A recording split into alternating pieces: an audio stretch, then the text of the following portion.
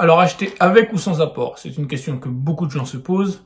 Et dans cette vidéo, je vais vous donner mon avis, mais je veux surtout le vôtre. Donc, n'hésitez pas à commenter pour me dire si vous êtes plus pour acheter avec ou sans apport. À tout de suite.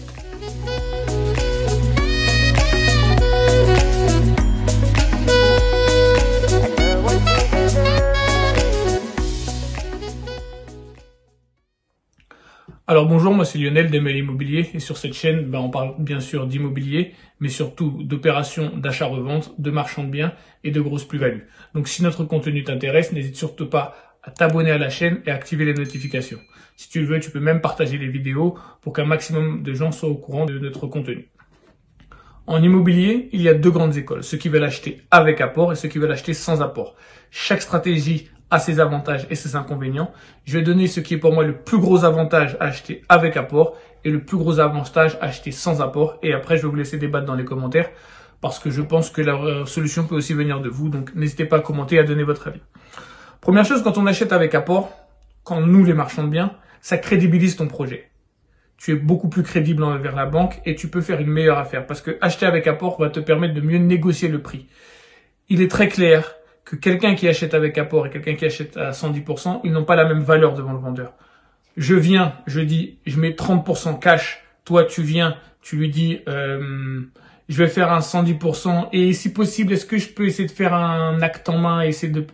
Tu sais très bien que le vendeur, il va pas se prendre la tête. Ça va être celui qui met le plus de sous sur la table à qui il va vendre. Donc, quand il y a de la concurrence, acheter avec apport peut t'aider à sortir de la concurrence. Ça peut même t'aider, parce qu'on l'a déjà vu dans certains cas, un bien à 300 000 euros. Il y a l'offre à 300 000 euros où toi tu fais un 110%. L'autre il fait une offre à 290, mais il met 50% d'apport. Si le vendeur est pressé, il va privilégier celui qui va accepter de perdre 10 000 euros pour avoir un financement plus sûr. Donc, acheter avec apport, il y a de vrais avantages à le faire. Je sais, l'argent n'est pas cher en ce moment, c'est pas, vaut mieux garder la trésor, mais acheter avec apport, c'est une solution qui offre de vrais avantages. Donc, la team acheter avec apport, n'hésitez pas à le dire. Vous tapez 1 et vous donnez vos arguments. La team 2, qui est la team acheter sans apport, pour moi, selon mon avis, le gros avantage à acheter sans apport, c'est que tu gardes de la trésorerie. Tu gardes de la trésorerie et tu peux faire une affaire. Et en cas de coup dur dans la vie, tu as toujours ta trésorerie qui peut t'aider. Parce que le problème du mec qui achète avec apport, c'est qu'il peut mettre toute sa trésor, mais après, s'il y a un coup dur, ça peut être un peu compliqué pour lui. Tandis que celui qui garde sa trésorerie, il peut faire une affaire, parce qu'il n'est pas forcément obligé d'être en concurrence avec quelqu'un qui a de l'apport. Hein. Tu peux trouver un bon bien, tu sais que tu peux l'acheter, tu décides de pas mettre d'apport, tu gardes ta trésor, tu fais ton financement comme tu veux et tout, il passe, c'est bien pour toi, et tu gardes ta trésorerie. Donc s'il y a un coup dur, tu peux quand même faire face.